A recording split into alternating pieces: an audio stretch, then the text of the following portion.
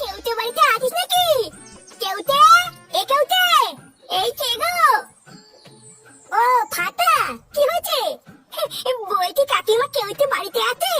না রে, কেউতে তো বাড়ি নেই। সেই দুপুর বেলায় বেরিয়েছে, এখনো বাড়ি আসেনি। কি বলছো? দুপুর বেলায় বেরিয়েছে, এখনো বাড়ি আসেনি? কই আমাকে ডাকলো না তো?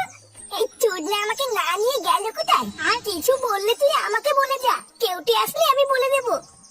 না না কাকিমা, আসলে কালকে স্কুল আছে তো, তাই আমি জানতে এসেছিলাম কেউটি স্কুলে যাবে কিনা। ও তুমি চাপ নিও না, কেউটির সাথে দেখা হলে আমি জেনে নেবো। আচ্ছা ঠিক আছে। এই মালটা গেল কোথায়? এই ব্যাপারটা দেখতে হবে তো।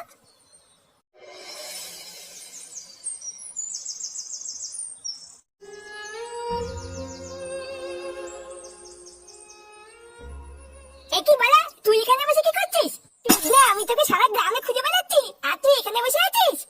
জানিস ফাটা, কালকে শুনলাম আমাদের স্কুলে নিতাই স্যার আমাদের স্কুল থেকে রিটায়ার করে চলে যাচ্ছে। ওই স্যারটাই একমাত্র স্কুলে আমাদেরকে ভালোবাসতো। ওই স্যারটা স্কুল থেকে চলে গেলে আমাদের কি হবে? এই মেলেতে এইসব কি বলছিস? এই নিতাই স্যার স্কুল থেকে চলে গেলে আমাদেরকে নদনকে খাবে? জানি না রে ফাটা, আমি তো ঠিক করে নিয়েছি ওই স্যার স্কুলে না থাকলে আমি স্কুলে যাব না। আবার জানিস ওই স্যারের বদলে নাকি নতুন একটা ম্যাডাম স্কুলে আসছে। কি নতুন ম্যাডাম আসছে? আমরা এইসব ম্যাডাম ম্যাডাম মানি না। যে কোনই হোক ওই ম্যাডামকে স্কুল থেকে তাড়াতে হবে, তাহলেই নিতাই স্যার আবার স্কুলে আসবে। তুই চাপ নিবি না বুঝলি, কালকে একবার স্কুলে যেতে দে, তারপর দেখছি কি করতে হয়।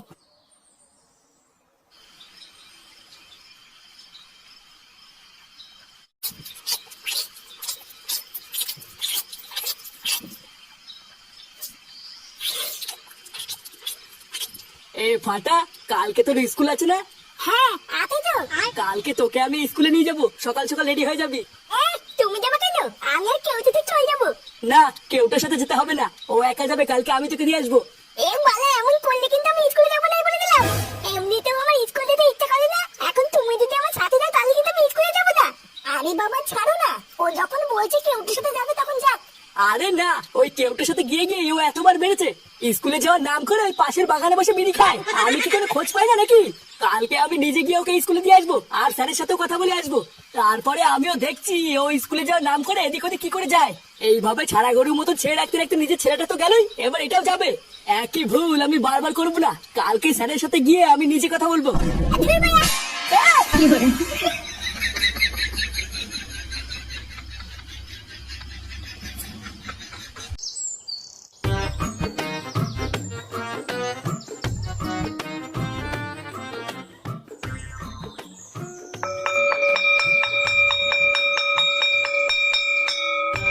নমস্কার স্যার। হ্যাঁ বলুন নান্টু বাবু, কিছু বলবেন? আসলে স্যার আমি ফাটাকেই স্কুলে দিতে এসেছিলাম বুঝলেন তো, তাই ভাবলাম যাওয়ার পথে আপনার সাথে একটু দেখা করে যাই।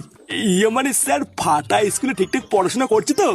আসলে বুঝতেই তো পারছেন, দাদু হয়েছে তো, তাই একটু চিন্তা হয় নাতি ঠিকঠাক পড়াশোনা করছে কিনা। হ্যাঁ দেখুন নান্টু বাবু, আপনার কাছে আর কি বা লুকাবো, আপনার নাতি তো ঠিকঠাক স্কুলেই আসে না, আর যাও বা আসে আপনার নাতি আর ওই যে কেউটে আছে না, ওই কেউটের সাথে স্কুলের কোনায় গিয়ে বিড়ি খায়। এমা না না স্যার, এসব আপনি কি বলছেন? আমার নাতি স্কুলে এসে বিড়ি খায়? আপনার হয়তো কোনো একটা ভুল হচ্ছে স্যার। আরে নান্টু বাবু, ভুল আমার না আপনারই হচ্ছে। আপনার নাতি তো স্কুলে এসে বিড়ি খেতে গিয়ে বহুবার ধরাও পড়েছে। আপনার নাতি তো আপনার পাশেই আছে, ওকে জিজ্ঞাসা করুন না।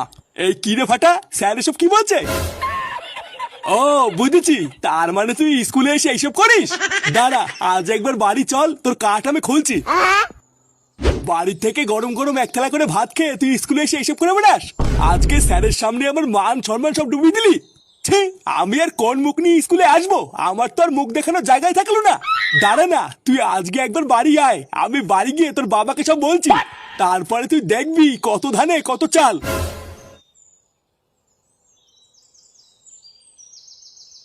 এ বাড়া, তুই কি খেয়ে দিয়ে কোনো কাজ পাস না নাকি? তোর দাদুকে ডেকে এনেছিস কেন? বালা, আমি কি নিয়ে এসছি নাকি? ওই চুদ না নিজে জোর করে এসছে। এই যে এবার স্যার যে তোর দাদুর কাছে বললো আমি আর তুই নাকি বিড়ি খাই, দেবে তোর দাদুকে আর কোনোদিন তোর বাড়িতে আমাকে ঢুকতে দেবে?